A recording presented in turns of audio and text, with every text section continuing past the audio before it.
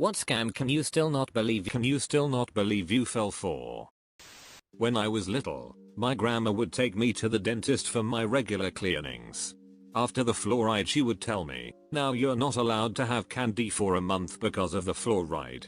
She would get the dentist to agree with her. I believed this for a couple years, until I mentioned how it's not fun having to wait a month to eat candy because of the dentist to my friends at school.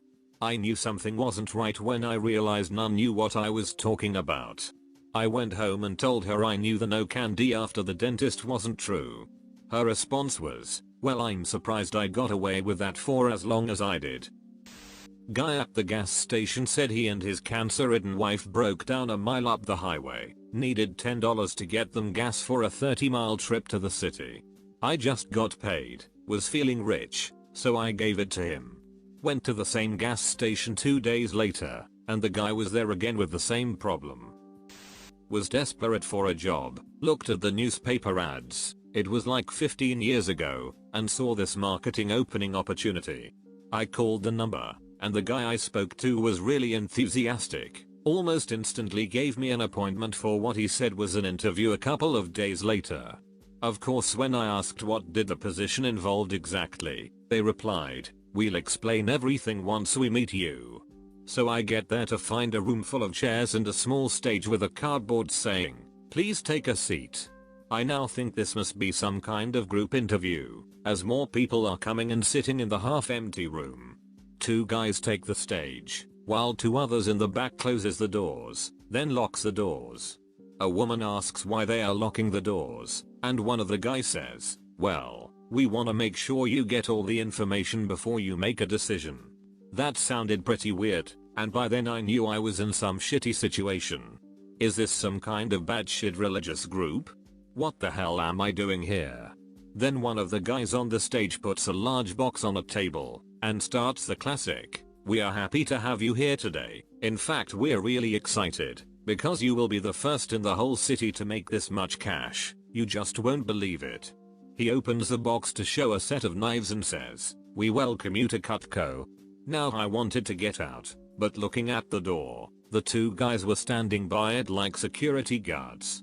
Sorry for locking the doors, but this opportunity is so great we can't take any risks, we don't know, one of you may well be a spy. Had to sit through an hour of listening to him talking about his freaking knives and how nice they were. TLDR, ducking Cutco meeting. There was a bloke on the train I sometimes call Sob Story Dominic. He would get on, loudly announce his name, and tell everyone that he was just out of rehab and needed to get bus fare to go see his girlfriend and their newborn son. Then he would sit and sigh and look sullen until people gave him money. I gave him $10. Next day, same guy, same sob story. I was like, duck that guy. Walked down the tunnel to DC Metro, and approached a ticket machine to get my Metro fare card. Found a well-dressed lady confused by the machine, and not quite a full English speaker. Convinced me to buy her a ticket, as she was to meet her daughter at office downtown. Finally bought her a damn ticket, and then she asked if the ticket was enough to get her back too. Gave her an extra $5 as that's all I had other than large bills, and told her to be sure and have her daughter explain all this to her. Guess what? A few days later I went back to that same Metro spot, and she was in the process of scamming some other dude using the same story. I stood behind them until she played off the, will this get me back? Then busted her right there. She gave me an excellent cussing for someone who didn't know English. I felt like such a chump, ready for any hard luck story. I got pulled into an Amway meeting. When I was in college, I was working as a waiter at a Pizza Hut, and a customer came in and struck up a conversation. Eventually he pitched me on a possible new job. He described it as kind of like an internship. The first red flag should have been he wouldn't give me any specifics other than something about running a business. Next he gave me a date/address of where to meet, and he told me to dress in a suit. That also seemed weird since we were meeting at 7 PM. Who interviews at 7 PM? Anyway, I get there, and about 100 other people are there. I was getting a weird vibe and I should have run at that point, but I was desperate for something other than waiting tables. After an hour of parading different motivational speakers, They finally announced they sold Amway to achieve their goals. I then went home, older, wise, and destined to serve pizza for many more months. My older sisters told me eggs grew on trees. I vehemently disagreed. They made me plant an egg yolk. I came back later to check, and a stem had grown. Later, leaves showed up. I started to believe. I came back again, and they had put plastic Easter eggs filled with candy on the tree. Working as a gas station cashier, a guy asked for 5 $20 lottery tickets, so I put them on the counter with the rest of his items. I asked if he had a loyalty card, and he said he left it in his car and went to get it. He never came back, tickets were gone. Whoops. Edit. According to you folk, there would be a way for other cashiers to tell they were stolen if he tries to cash any, so that's a plus. Or a way to flat out cancel the ticket. I don't know what my boss did, but good to know. When I was a little kid, my dad drew several circles on a sheet of paper. Then, he would have me roll a quarter down my nose to try to get it to land in certain spots for more points. The goal is that when the quarter lands, you trace the quarter with a pencil, then you roll, trace, roll, trace, etc., until you get a certain number of points. The joke is that the person rolling the quarter ends up with a streak of graphite down their nose and looks like an idiot. I wasn't happy. It was embarrassing and I felt betrayed. Got a call saying there was something wrong with my internet service. I downloaded the spyware that allowed the person on the phone to remotely control my computer. I became too suspicious when they wanted me to log into my bank account. Reset that bitch to factory settings and felt shame I'd let it get that far. In LEGO Universe, a guy told me he'd show me a cool glitch for 10,000 coins. I was young and stupid. Bastard took the money and ran. That's a cool glitch. Someone tried this on me in RuneScape. He said he'd double any money I gave to him, obviously a scam, but I decided to humor him because I was quitting the game anyway. I gave him 20,000, he gave me back 40,000, and then told me to do a higher amount since I could trust him now. I logged off. Habbo Hotel 15 plus years ago. Through giveaways and smart trading, 11 or 12-year-old me had accumulated several pieces of furniture.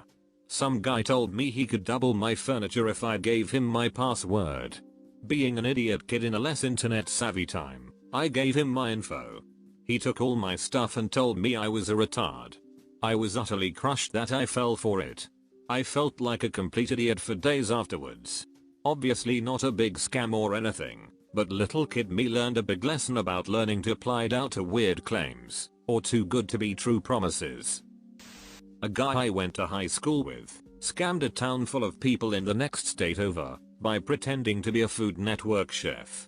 He claimed that he was setting up a barbecue in their town with people such as Bobby Flay and Robert Irving in attendance, then proceeded to charge $35 a ticket to the tune of $10,000. The charade fell apart when he did a presentation and people realized he had no clue how to make most of the stuff he was demonstrating. People did a little digging and realized he wasn't a chef and had never been employed by Food Network. The police agreed not to press charges if he gave everyone their money back. I gave half my night's tip money to a woman who said her car broke down and she had to go pick her kids up from daycare. I believed her because she was standing in front of a car getting towed. I told someone about it later, and they described her titty and said, "Yeah, that's Kimbo, you just bought her a week's worth of crack." I've met like 6 people since then that she's done the same thing to. I played RuneScape when I was like 14 with this kid named Sparky every single day. He was my good friend, and I trusted him. We chat and cut logs all the time. He asked to wear my party hat, before lending was a thing. It was a green party hat worth around 20 million gold at the time, after knowing him for like 2 years. He logged off and I never saw him again. Green party hat gone. I was sad more that I lost my friend over a dumb in-game item. That dropping my rare item in a certain part of town would dupe it. Little did I know it would drop on the other side of the wall where the scammer was standing. Diablo 2, I was about 11 or 12, and yes, I cried. Valuable lesson learned that day. Do not believe everything you hear on the internet. Burner said it. He told me that he needed more items for it to work, and in my panicked and crying state, I listened to him. That scammer cleaned house on me. Well played. This happened to me a while back in Mexico. I could tell right away though that he'd marked me. He follows me around 4 blocks, then comes up, and in really fluent English tells me he needs money for his starving wife and kids who were nowhere to be seen. Well, this guy was chubby as duck, and I wanted to tell him to stop eating all his wife and kids' food. Another time in Mexico, I'm walking down a side street and see for about the 3rd time 4 guys pulling crutches out of a car and strapping on full-size leg and arm casts, getting ready to go to work on the tourists.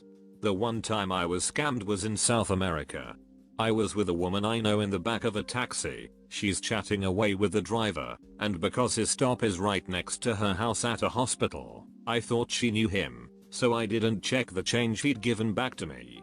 Their currency is all different colors and different sizes. From the taxi, I go directly to the store and buy groceries, and at checkout, I put the money down without really looking at it, and the cashier girl tells me I have to use real money. The driver had stuck a bunch of Monopoly money in between some real bills and given it to me. I looked at the money, then the cashier, and couldn't help but to bust out laughing. I lost $1,500 over a phone scam while running my own store. I had just started out with being a business owner at age 20, and there was a lot I still didn't know, one of them being paying bills. Yeah, I know. Look at this guy. Doesn't know how to pay bills. But it was never really taught to me how it works, so I don't know, man. I didn't know exactly. I knew I was behind on some of the utility bills, but wasn't exactly sure by how much. One day, I get a call from National Grid telling me they are sending over an engineer or whatever to cut off our power due to non-payment. Once we were removed, it would take a few days to get power reinstated. I guess this was all to create a sense of urgency, and it worked on me. They required payment through prepaid Visa cards. I knew that if I didn't have power, the store wouldn't be able to operate, so obviously this shook me. I was told to buy the card and give them the number on the card. I was told to call them back. This part still confuses me, because I googled National Grid number and called what showed up, which sent me back to them. So, I did what any sensible person would do. I put a out for lunch sign on front, closed the store and drove to the nearest CVS. All my mental alarms were screaming, "This is weird," but I ignored it due to stress and inexperience. I fell for it. I drove out, bought a card, and called them back to give the number on the back of the card for $500. But that's not all.